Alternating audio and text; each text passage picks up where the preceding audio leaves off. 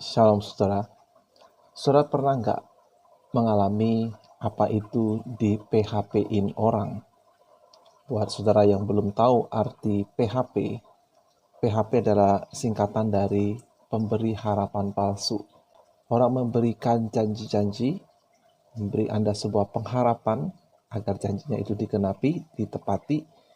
Tetapi setelah berjalan waktu cukup lama, ternyata harapan yang diberikan itu hanyalah palsu, alias janji-janji yang palsu. Saudara, kalau orang sesama kita manusia yang PHP-in kita, mungkin kita yang sudah cukup dewasa, karakter kita yang sudah belajar dari pengalaman, kita akan berkata, ya maklumlah manusia memang suka janji-janji kosong, janji-janji palsu. Tetapi pernah nggak saudara merasa seolah-olah Tuhan Yesus mem-PHP-in saudara? Mari kita coba jujur. Saudara pernah mendengar ayat ini bukan? Matius 11 ayat 28 hingga 30. Tuhan Yesus berkata demikian, "Marilah kepadaku semua yang letih lesu dan berbeban berat. Aku akan memberi kelegaan kepadamu. Pikulah kuk yang kupasang dan belajarlah padaku, karena aku lemah lembut dan rendah hati, dan jiwamu akan mendapat ketenangan. Sebab kuk yang kupasang itu enak, dan bebanku pun ringan." Saudara pernah nggak membaca ayat ini ketika saudara sedang dalam pergumulan dan saudara berharap agar Tuhan mengangkat beban berat yang sedang menimpa saudara dan digantikan dengan beban yang lebih ringan? Saya yakin dalam pengalaman hidup orang-orang Kristen ada yang mengalami seperti itu. Ya, setelah dia percaya dan dia berdoa, lalu mungkin untuk sekian waktu ternyata memang beban itu berlalu. Memang beban yang berat itu menjadi ringan. Bahkan dia mendapatkan berkat, dia boleh mendapatkan pengajaran, pelajaran, pertumbuhan yang luar biasa lewat pengalaman tersebut. Tetapi mungkin juga ada yang pernah mengalami bahwa setelah sekian waktu, beban berat yang sedang menekan hidupnya itu tidak kunjung diangkat oleh Tuhan. Sehingga dia mulai bertanya-tanya, apakah makna ayat ini bagi saya? Saudara, mari kita mencoba untuk memahami apa sih maksud Tuhan Yesus. Apa maksud beban berat dan apa maksud kuk yang dia pasang itu ringan, enak ya bebannya itu pun ringan. Mari kita berdoa sebentar. Tuhan, tolonglah kami untuk bisa menggali firman-Mu yang sudah dicatat dalam Injil, agar kami bisa memahaminya dengan benar, sesuai dengan maksud Tuhan, supaya kami tidak salah paham, sehingga kami tidak merasa Tuhan memberi harapan yang palsu kepada kami, karena kami salah dalam memahami perkataan-perkataan-Mu. Tolonglah kami untuk bisa menangkap apa yang Engkau maksudkan ketika Engkau mengucapkan perkataan demi perkataan yang dicatat di dalam firman-Mu. Pakailah hamba-Mu untuk boleh menerangkannya, dan berikanlah kami hati yang lapang untuk belajar kebenaran firman Tuhan seperti yang Tuhan inginkan, bukan seperti yang kami inginkan. Di dalam nama Tuhan Yesus kami panjatkan doa ini. Amin. Saudara, konteks adalah raja atau penentu untuk bisa memahami sebuah perkataan. Kita tidak suka kalau kita mengucapkan sesuatu dan orang mengutip perkataan kita, tetapi dia mengutipnya tidak sesuai dengan konteks yang kita ucapkan. Saudara, apa konteks ketika Tuhan Yesus berkata, "Marilah kepadaku semua yang letih lesu dan berbeban berat, aku akan memberi kelegaan kepadamu." Nah, saudara, hal pertama yang harus kita pahami adalah bahwa undangan Tuhan Yesus ini bukanlah undangan untuk supaya hidup kita itu tidak ada beban sama sekali. Seperti yang saya duga di pikiran banyak orang ketika membaca ayat ini. Saya duga ada banyak orang Kristen membaca ayat ini berharap agar Tuhan Yesus segera mengangkat beban berat dalam hidupnya. Mungkin dia terlilit hutang. Mungkin ada anggota keluarganya yang menjadi beban pikiran, perilakunya, perbuatannya yang jahat, yang melukai, sehingga menjadi beban. Atau ada satu penyakit yang berat, yang tidak nyaman. Nah, ketika orang membaca ayat ini berharap agar Tuhan Yesus segera mengangkat beban berat itu dalam hidupnya. Tetapi ketika besok harinya dia bangun, mungkin setelah membaca ayat ini di malam-malam dia berdoa, dia merasa terhibur, dan dia tidur dengan tenang ya karena percaya pada janji Tuhan. Tetapi ketika dia bangun keesokan harinya, dia dapati beban hidupnya tentu masih ada, ya. Hutang masih ada, anggota keluarga yang bermasalah masih berbuat masalah, dan hal-hal lainnya. Beban itu ternyata tetap ada dan tidak menjadi lebih ringan. Seolah-olah ayat ini seperti obat penghilang nyeri, ya, paracetamol misalnya, yang bekerja untuk beberapa waktu, memang menghilangkan rasa sakit, seolah-olah beban itu lenyap seketika. Tetapi selama penyakitnya itu belum diobati, saudara, maka saat efek dari obat itu hilang, sakit itu kembali muncul, beban itu kembali dirasakan. Nah, Tuhan Yesus tidak sedang memberikan kita obat pereda sakit yang bersifat sementara. Saudara, kita harus mengerti konteksnya. Kalau kita mundur di beberapa ayat sebelumnya, Tuhan Yesus berkata demikian, "Aku bersyukur kepadamu Bapa Tuhan langit dan bumi, karena semuanya itu engkau sembunyikan bagi orang bijak dan orang pandai, tetapi engkau nyatakan kepada orang kecil. Ya Bapa, itulah yang berkenan kepadamu. Semua yang telah diserahkan kepadaku oleh Bapakku, tidak seorang pun mengenal anak selain Bapa, dan tidak seorang pun mengenal Bapa selain anak, dan orang yang kepadanya anak itu berkenan menyatakannya." Perkataan Tuhan Yesus ini berbicara tentang mengenal dia sebagai utusan Bapa, sebagai juru selamat. Jadi berbicara tentang keselamatan. Dan kalau kita membaca ayat sebelumnya, Tuhan Yesus mengecam kota-kota Israel yang tetap tidak percaya padanya sebagai Mesias, meskipun dia banyak membuat mujizat. Nah, saudara, jadi beban yang Tuhan Yesus ini ada kaitannya soal keselamatan. Ini berbicara tentang hal spiritual, tentang apakah seseorang itu diselamatkan atau tidak. Jadi ini berbicara tentang jalan keselamatan. Saudara, beban yang dimaksud Tuhan Yesus adalah beban agama. Beban yang sering ditekankan oleh terutama pemuka-pemuka agama kepada umat, sehingga umat itu yang rindu akan keselamatan, yang peduli pada jiwanya, nasib jiwanya, itu merasa sangat dibebani karena peraturan-peraturan yang ditetapkan. Matius 23 ayat 2 hingga 4. Ini perkataan Tuhan Yesus. "Ahli-ahli Taurat dan orang-orang Farisi telah menduduki kursi Musa. Sebab itu turutilah dan lakukan segala sesuatu yang mereka ajarkan kepadamu, tetapi janganlah kamu turuti perbuatan-perbuatan mereka. Karena mereka mengajarkannya tetapi tidak melakukannya. Mereka mengikat beban-beban berat lalu meletakkannya di atas bahu orang, tetapi mereka sendiri tidak mau menyentuhnya." Jadi ini berbicara tentang beban yang ahli-ahli Taurat, pemuka agama, bebankan kepada umat, beban-beban yang berat, tetapi sebetulnya tidak menyelamatkan, dan yang lebih buruk, mereka itu sendiri tidak mau memikulnya. Itulah sebabnya mengapa di Matius 11 tadi, Tuhan Yesus berkata, "Aku bersyukur kepadamu Bapa, karena tentang keselamatan ini, iman ini, Bapa mengaruniakannya pada umat pilihannya. Sekalipun orang itu adalah di mata dunia bukan orang bijak, orang pandai, tetapi orang-orang sederhana yang menyadari keberdosaan mereka." Nah, jadi saudara, inilah maksud Tuhan Yesus. "Marilah datang padaku yang semua yang letih lesu dan berbeban berat." Kalau kita bandingkan saudara, perkataan Tuhan Yesus ini dengan perkataan Tuhan di kitab Nabi Yeremia. Kenapa? Karena ada kesamaan peristiwa, ada kesamaan konteks.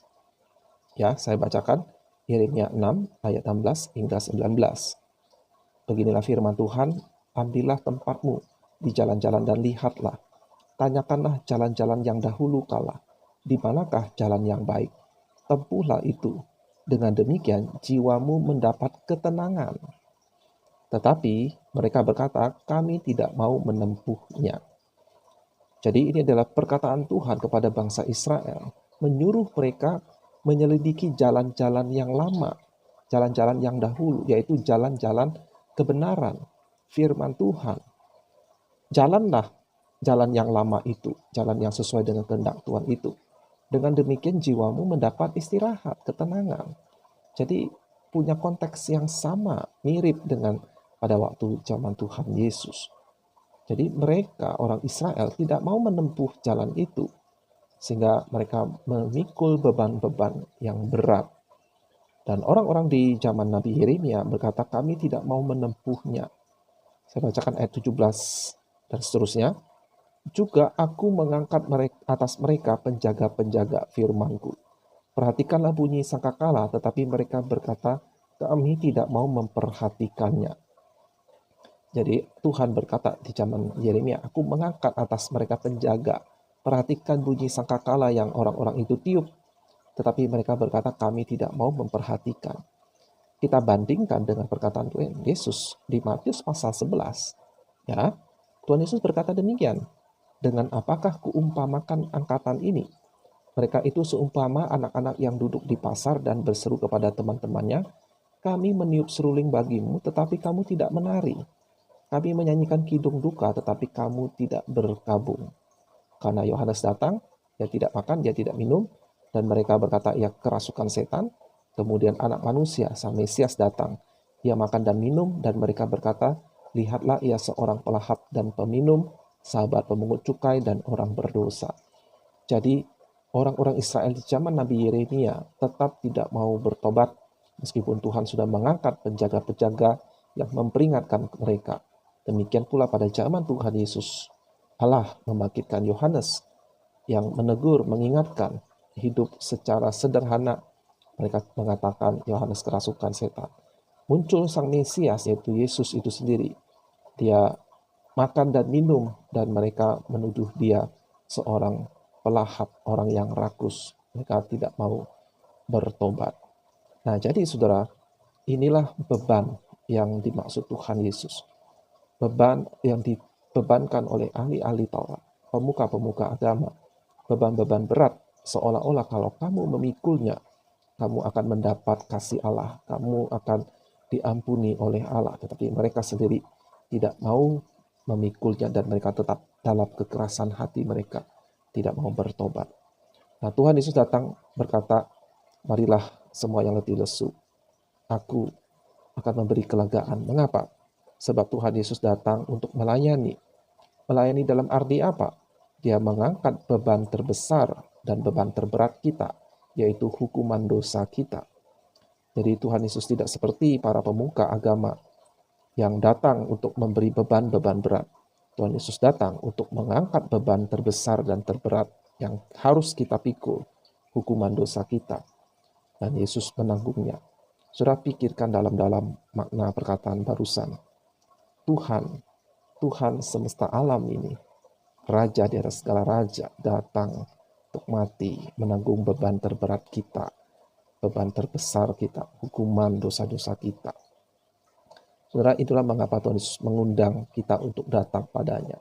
Dan dia berkata, dia akan berikan sebagai ganti beban yang berat itu, kuk yang nyaman dan beban yang ringan. Perhatikan, kuk yang nyaman, beban yang ringan. Mirip dengan Yeremia.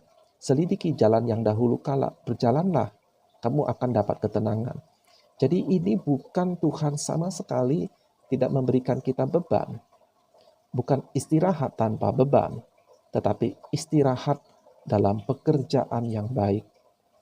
Saya ulangi, beristirahat di dalam, yaitu sembari melakukan pekerjaan yang baik. Kuk itu adalah kuk pekerjaan, ya, untuk lembu menarik beban, menarik pajak. Tetapi kuk ini nyaman dan ringan.